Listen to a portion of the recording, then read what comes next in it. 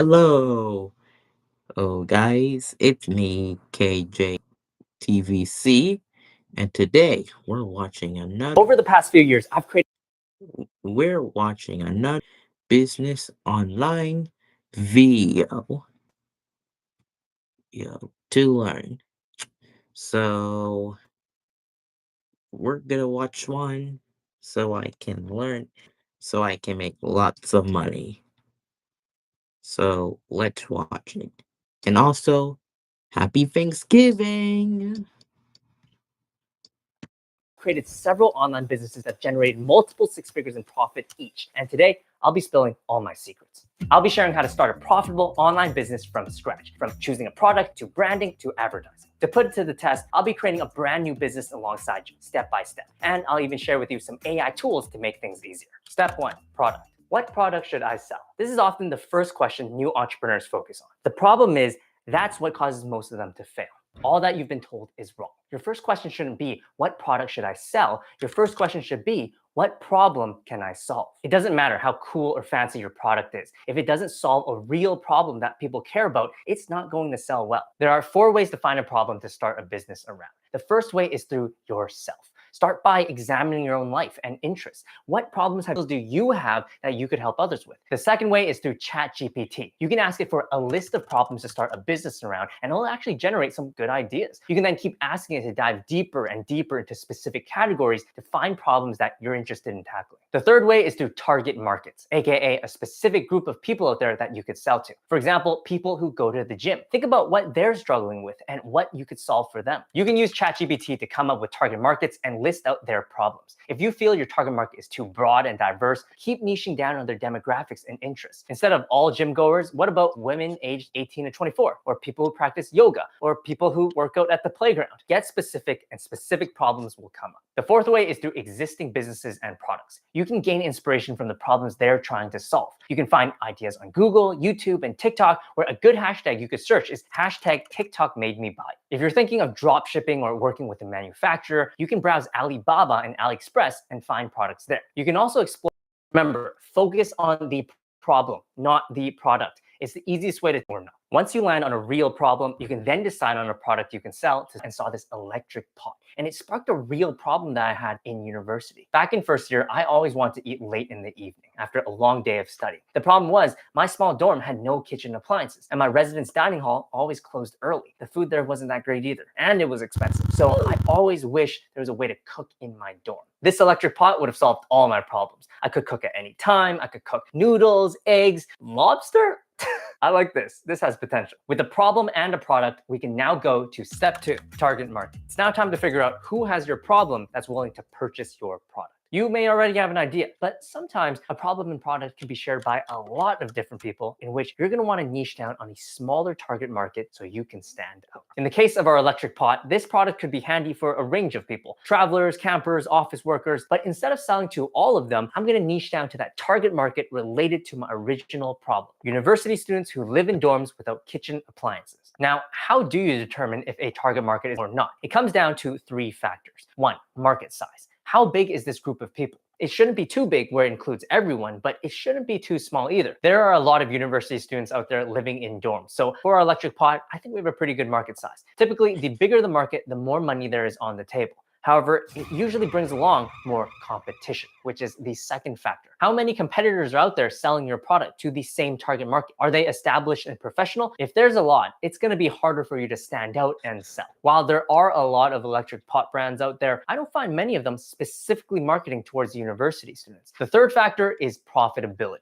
Is this target market actually willing to spend their hard-earned dough on your product? And if so, how much profit is there to be earned? Note that a small market size or high competition doesn't always mean it's not profitable. Maybe each person has a lot of money to spend, or there's so much demand that it doesn't even matter if there are a lot of competitors. It really depends. Profitability-wise for the electric pot, it's decent. Universities look, but being that this product is genuinely useful and can save the money, it could sell well if the price will see the benefit of this product and buy it for their children. For help, you can ask ChatGPT in target market. Most new entrepreneurs, and really all entrepreneurs, will likely keep going back and forth too for a while, deciding on a product and a target market. While it is important time, you actually have to start the business first to get the answers. It's always better to start with an imperfect market and change things later on versus never starting at all. Let's now move. So of course, you'll be selling your product online.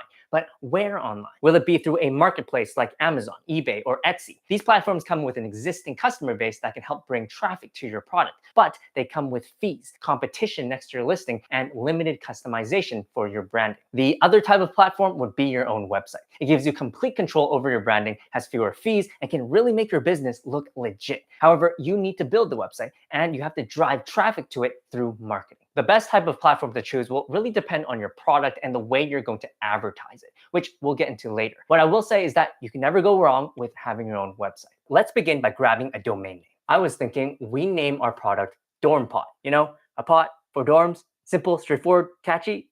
Let's try for dormpot.com.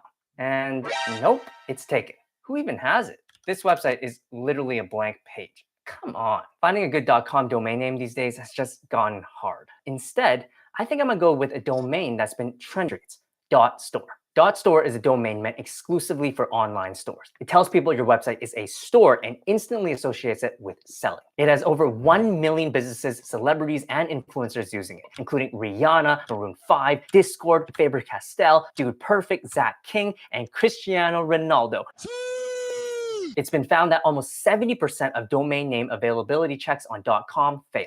But with .store, there is a huge pool of good and short domain names available, which means you don't need to compromise. Let's check if dormpot.store is available. And it is. Ooh, it's got a ring to it. You can buy a .store domain at any registrar like GoDaddy or Namecheap, or a website builder like Shopify or Wix. Or, being that .store is today's video sponsor, you can grab one from their official website, www.get.store, for an exclusive discounted price of 99 cents. Here's how. After finding your domain name, you can add it to your cart and press proceed. You can then consider adding a professional email from Google or SS to your order. I'll skip these for now and press proceed again. And here we are at the checkout. The domain is 20. If you use my discount code JensenStore, you'll get your first year for $8.99 without it. Now, that's a heck of a good deal. .store is for selling, so consider it for your online store. Link is in the description. With a domain name, we can now begin on our website. There are plenty of e-commerce website builders out there, like Shopify, Wix, and Squarespace. They all have their pros and cons, so feel free to choose one that fits your needs the best. For DormPot, I'll be using Wix. Now, I won't be diving too much into the details of creating an e-commerce website in this video. If you want to learn more, you can check out my detailed video tutorial here. The gist is to make sure the website looks good and professional. Don't have it looking like a scam, okay? Take inspiration from other websites and keep things minimal and streamlined. You don't need too much on there, just words and media that help you sell your product and showcase. Step 4, branding. Having a strong brand is essential to connecting with customers. A brand is what separates a business from some dude selling random things online. A blank website is a great canvas to start building your brand off of because it's very visual. When designing a website, you can build your brand along with it. There are 4 branding elements you need to determine before launching your business, starting with your name, to keep it simple, something that isn't confusing and can be searched easily. Especially as an online business, people are going to type your name. With DormPot, it's kind of basic, but it instantly gets the product across and works great online. If someone searches for an electric pot for dorms, they'll likely come across DormPot. Next, your logo. Your logo should give off the personality of your company. Again, keep it simple. It can be an image, but it can also just be text. If you want a quick way to create a logo, you can use AI art generators like Midjourney or Leonardo to generate one for you. And boom, that looks good. Next up, visual identity. This refers to everything else that's visual. Your brand's color palette, font, imagery, the look and packaging of your product. All this is going to influence how people will perceive your business. Everything should be catered towards your target market. For DormPot, we definitely want to have a young, casual, university feel to it since we're targeting university students. So I'm going to use a range of colors, modern fonts, and fun imagery. And lastly, messaging. This is probably the most critical and most overlooked part of a brand. What it says to people resonate with businesses that solve their problems. So you're going to want to craft all of your brand around that. For instance, DormPot's key message is going to be real simple in your dorm. All of my messaging from the homepage to the product page is all going to focus on this aspect as it touches on the problems that this target market has. If you need help with any of these branding elements, ask ChatGPT. It can basically write a whole branding strategy for you. Okay, the website and branding are all done. It's now time to go to the battlefield. Let's begin. Step 5, promotion. This step will decide whether your business will live or die.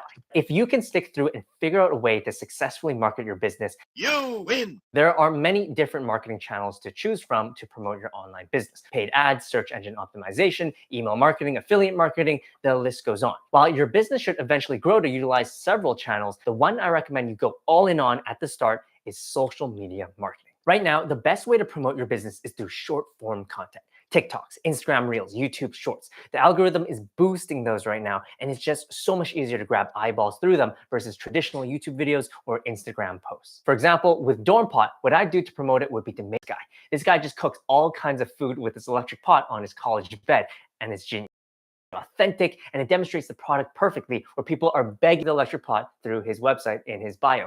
That was his plan all along. That's how you do it. Some products are naturally visual, like the Dorm Pot, but some aren't. So you'll have to get creative. Once you get the hang of social media marketing, you can then consider other marketing channels like paid ads. Most of the time, people just jump straight into paid ads when they don't even know how to craft a good social media post. You're basically throwing money away at that point. After going to market and hopefully getting some sales, it's finally time for step 6, adjust and iterate. You're likely not going to get everything right on your first try. Maybe the problem you chose wasn't actually that big of a problem. Maybe you're focusing on the wrong target market. Maybe TikTok isn't actually the best way to promote your product. Expect to fail and expect to change things. If you keep working on the steps I mentioned, I can almost promise you that you will eventually land on a profitable online business. And there you have it. I wish you the best of luck with your business. If you want to see me start a real business from scratch using these exact same steps, be sure to like this video, subscribe if you haven't already, and peace out. And that was it, guys. I hope you enjoy the business video that I just watched. I might learn it, and I might do it in the future. Maybe someday. So that's it for today. And Jonathan, zoom out. And bye.